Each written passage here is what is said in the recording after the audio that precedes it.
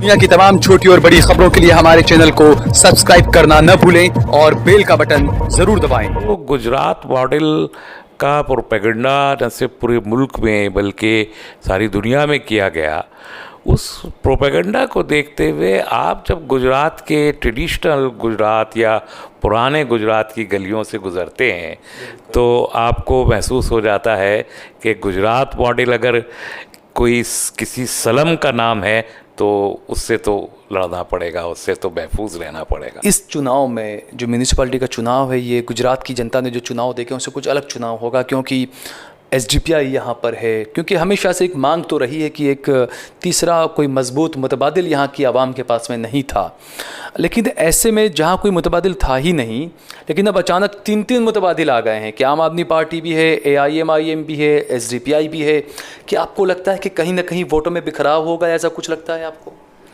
देखिए, वोटों में बिखराव तो जब कांग्रेस और बीजेपी आमने सामने लड़ रहे थे तब क्या बिखराव नहीं हो रहा था? आप देख रहे हैं देश लाइव, देश की आवाज। गुजरात में चुनाव को लेकर सरगर्मियां तेज है। AIMIM, आम आदमी पार्टी और SDPI इन्होंने जो है वो अहमदाबाद में कदम रखे हैं, अब सियासी आगाज़ कर रहे हैं। और ऐसे में SDPI के नेता तस्लीम रहमानी साहब हमारे साथ में मौजूद हैं। हम तस्लीम रहमानी साहब से बात करेंगे इलेक्शन के अलावा, चुनाव के अलावा मुल्क के जो हालात हैं उस पर भी हम बात करेंगे, लेकिन सबसे पहले बात करेंगे चुनाव पर। तस्लीम रहमानी साहब, सबसे पहले बहुत बहुत शुक्रिया कि आपने हमें वक्त दिया आपका, और अहमदाबाद में इस्तकबाल है आपका। शुक्रिया। तस्लीम साहब, जिस तरीके से चुनाव है, अहमदाबाद म्यूनिसिपैलिटी के चुनाव लड़ने का फैसला किया SDPI ने, आपको क्या लगता है पार्टी का यहाँ पर किस तरीके का रोड मैप होगा? आज आपने कैंडिडेट्स का जो ऐलान भी किया, आखिरकार आपको क्या लगता है अहमदाबाद में चुनाव क्यों लड़ना चाहिए पार्टी को? देखिए, पार्टी यहाँ पर पहली चीज़ तो ये कि एक पॉलिटिकल वैक्यूम एक ज़माने से है, कांग्रेस और बीजेपी के अलावा कुछ है नहीं। उसके पहले भी गुजरात की तारीख़ में कभी भी पॉलिटिकली दूसरे पॉलिटिकल ग्रुप्स को मौका नहीं मिला काम करने का। और अब तो इतना वैक्यूम है कि 2 पार्टी सिस्टम से भी हट के मुल्क सिंगल पार्टी सिस्टम की तरफ जा रहा है। ऐसे में SDPI एक अल्टरनेटिव पॉलिटिकल व्यू पॉइंट के साथ खड़ी हुई है, और हम ये कहते हैं कि politics for cause not for career. और हदफ ये है कि हम खौफ से आज़ादी और भूख से आज़ादी चाहते हैं। तो मुकम्मल तौर पर ये एक पॉलिटिकल आइडियोलॉजिकल फाइट है, और ट्रेंड कैडर है और पैन इंडियन प्रेजेंस है। तो गुजरात को तो खाली नहीं छोड़ सकते, ये एक बात। दूसरी बात ये कि जो गुजरात मॉडल का प्रोपेगेंडा न सिर्फ पूरे मुल्क में बल्कि सारी दुनिया में किया गया, उस प्रोपेगेंडा को देखते हुए आप जब गुजरात के ट्रेडिशनल गुजरात या पुराने गुजरात की गलियों से गुज़रते हैं तो आपको महसूस हो जाता है कि गुजरात मॉडल अगर कोई किसी सलम का नाम है तो उससे तो लड़ना पड़ेगा, उससे तो महफूज रहना पड़ेगा। तो वो सलम्स जो बसे हुए हैं, गुजरात जो अपने मल नरिशमेंट के लिए मशहूर हुआ, गुजरात जो अपनी एनीमिक वुमेन के लिए मशहूर हुआ कि जहाँ खून की कमी, तग़ज़िया की कमी बच्चों में, इसके लिए मशहूर हुआ। तो आप एक बाइनरी क्रिएट करके, एक तसव्वुर बपा करके कि बहुत अच्छा गवर्नेंस देने वाले लोग हैं, और उसकी जद में आप एक आम गरीब आदमी को लावारिस और लाचार सड़क पे छोड़ दें तो उसकी दादरसी कौन करेगा? ये एक वो नज़रिया है कि पिछले 2 साल से पार्टी यहाँ बहुत सरगर्मी के साथ ज़मीन पे काम करती रही है। उसका मकसद हरगिज़ ये नहीं था कि हमको इलेक्शन लड़ने की तैयारी करनी है, बल्कि सही मानों में जिसकी ज़रूरत आवाम को है वो ज़रूरत की तकमील करने के लिए हमारे कैडर ने सड़क पे बड़ी शदीद मेहनत की है। अब म्यूनसिपल कॉरपोरेशन का इलेक्शन आया है तो हम अपनी इस्तेदाद के मुताबिक बहुत मुख्तसर सा इलेक्शन यहाँ अभी लड़ रहे अच्छा, हैं। कितनी सीट पर है, कितने वोट पर आप लड़ रहे हैं यहाँ पर? हमने तो सिर्फ 5 वार्ड्स मुंतखब किए हैं, वो भी जहाँ पर हमारा कैडर बहुत मजबूत है, उसने ज़मीन पे कोई प्रोडक्टिविटी दी है, कुछ काम किया है, लोग उनके काम से मुतमईन हैं। उन्हीं 5 वार्ड्स में जो जमालपुरा है, मकतमपुरा है, कालूपुर है, दरियापुर है, इन्हीं 5 वार्ड्स में हमारे तकरीबन 12 कैंडिडेट्स इलेक्शन कंटेस्ट करेंगे। लेकिन रहमानी साहब, जिस तरीके से आपने बताया कि आप जो 12 कैंडिडेट्स आपके होंगे यहाँ पर, इस चुनाव में जो म्यूनिसिपैलिटी का चुनाव है, ये गुजरात की जनता ने जो चुनाव देखे उनसे कुछ अलग चुनाव होगा, क्योंकि एसडीपीआई यहाँ पर है, क्योंकि हमेशा से एक मांग तो रही है कि एक तीसरा कोई मजबूत मुतबादिल यहाँ की आवाम के पास में नहीं था। लेकिन ऐसे में जहाँ कोई मुतबादिल था ही नहीं, लेकिन अब अचानक 3 मुतबादिल आ गए हैं कि आम आदमी पार्टी भी है, AIMIM भी है, एसडीपीआई भी है। कि आपको लगता है कि कहीं ना कहीं वोटों में बिखराव होगा, ऐसा कुछ लगता है आपको? देखिए, वोटों में बिखराव तो जब कांग्रेस और बीजेपी आमने सामने लड़ रहे थे तब क्या बिखराव नहीं हो रहा था? वो भी तो बिखराव है। जमहूरियत में, पर्टिकुलरली इलेक्टोरल पॉलिटिक्स में, कभी भी एक कैंडिडेट तो नहीं लड़ता ना, और सारा वोट एक तरफ भी नहीं जाता। तो वो 10, 12, 15 कैंडिडेट लड़ते हैं, उन सबको वोट मिलता है। उस बिखराव के नाम पर खौफज़दा हो के आप बताइए, 2002 के बाद से, बल्कि 2000 से ही कौन आया यहाँ इलेक्शन लड़ने? तो कोई बिखराव तो नहीं हो रहा था। तो कांग्रेस को तनहा लोगों ने जो सो कॉल्ड नाम नेहाद सेकुलरिस्ट का तमाम हुजूम कांग्रेस के दामन में सर छुपाए बैठा रहा, कहाँ बिखराव था? फिर क्यों बीजेपी जीती? इस सवाल का जवाब कांग्रेस को देना चाहिए। तो अब कहाँ बार बार बिखराव, कब तक ये बिखराव की बात करेंगे? ये गैर जमहूरी गुफ्तगू भी है, गैर सियासी भी है ये अंदाज़। ये आपने बहुत सही बात कही कि बिखराव की, क्योंकि चुनाव जो है वो हर कोई लड़ सकता है, हर एक को अधिकार है, संविधान ने यहाँ पर अधिकार दिया, हर पार्टी लड़ती है।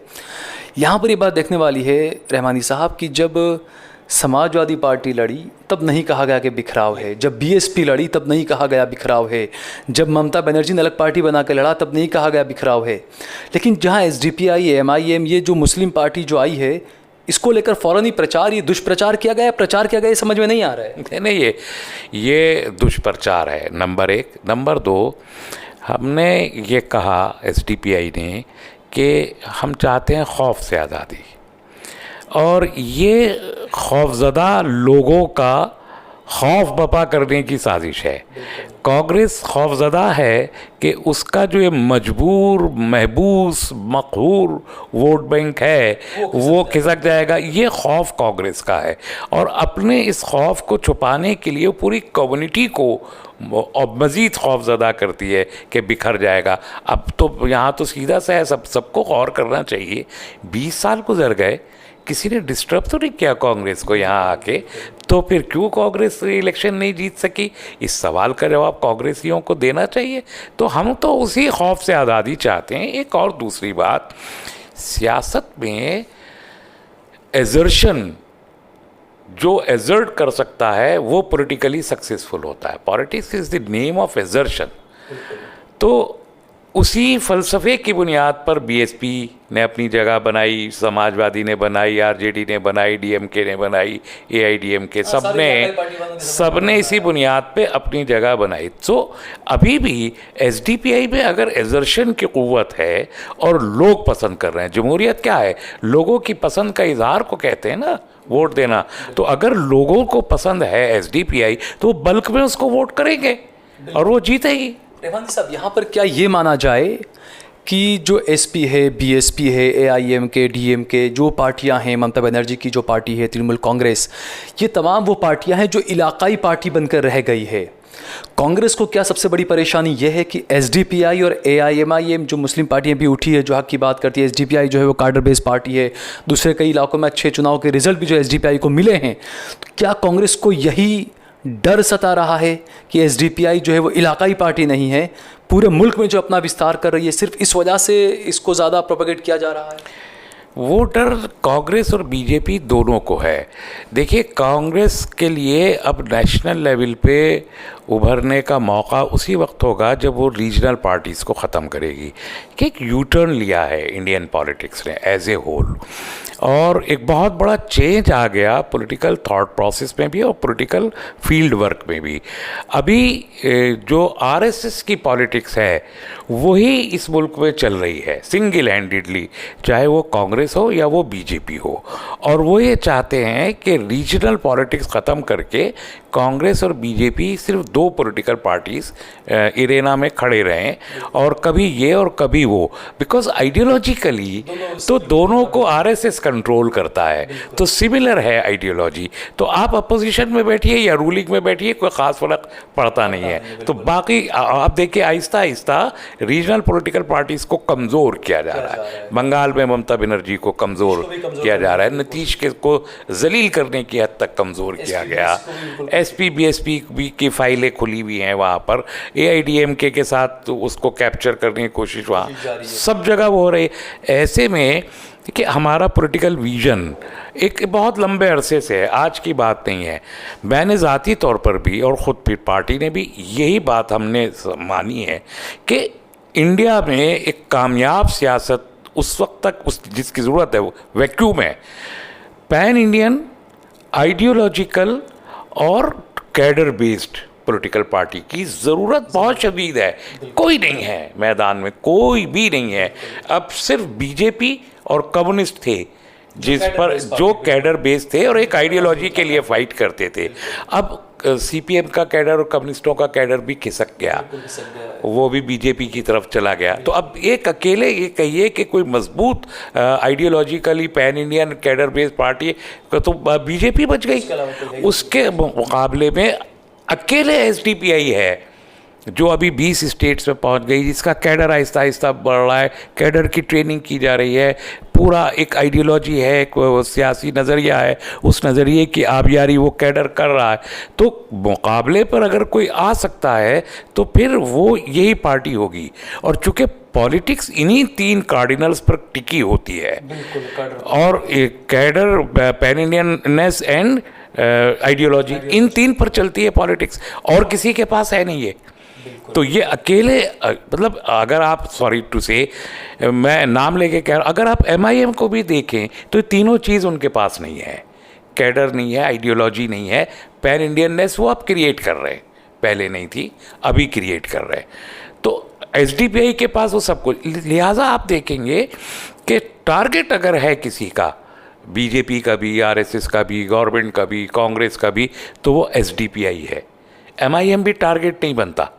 अच्छा, एमआईएम भी टारगेट पे नहीं आता, सिर्फ इसीलिए नहीं आता कि उनसे वो ख़तरात नहीं हैं जो एसडीपीआई से हैं, कि वो एक नेशनल अल्टरनेट बन के कभी ना कभी उभर आएगा और वो मुकाबला करेगा। बीजेपी खतरा एसडीपीआई में देखती है और कांग्रेस खतरा एमआईएम में देखती है, क्या ऐसा कुछ है? नहीं, एमआईएम में कांग्रेस को सिर्फ इतना सा फ़र्क है कि वो फॉर द टाइम बीइंग ये सोचती है कि हमारे पास जो बढ़ने की क़ुव्वत थी वो एमआईएम अभी कैप्चर कर रहा है।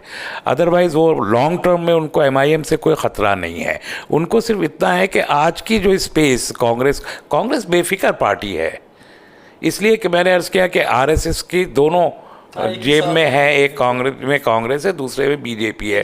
तो जो उनको जब बीजेपी को हटाना होगा तो कांग्रेस को ही आगे लाना है, तो बेफिक्र हैं वो। उनको अपना जिसे कहते हैं ना जॉब सेटिस्फैक्शन, तो कांग्रेस को जॉब सेटिस्फैक्शन है। कांग्रेस एमआईएम हो सामने या एसडीपीआई हो, कोई फ़र्क उनको उससे पड़ता नहीं है। लेकिन रहमानी साहब, जिस तरीके से, क्योंकि जो जनता में जो मैसेज जाता है, जनता, आपने जो बात हालांकि पहले कही आपने कि वोटों का बिखराव पहले भी होता था, लेकिन ये सवाल उठता है कि कहाँ तो जो हमारे जो रहबर हैं वो बात करते हैं कि हमें एक प्लेटफॉर्म पर आना चाहिए, हमें मुत्तहिद होना चाहिए, लेकिन जब चुनाव आते हैं तो वही ये सब तमाम बात करने वाले अलग अलग प्लेटफॉर्म पर नज़र आते हैं।